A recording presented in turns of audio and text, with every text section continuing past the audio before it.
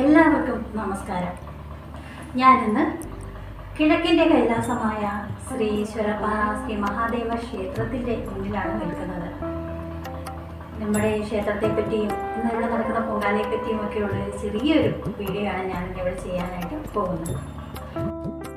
കേരളത്തിൽ ഇടുക്കി ജില്ലയിൽ കട്ടപ്പനയ്ക്കടുത്ത് ചേറ്റുകുഴിയിൽ ചുലപ്പാറ എന്ന സ്ഥലത്താണ് ഈ ശ്രീ മഹാദേവ ക്ഷേത്രം ഉള്ളത്.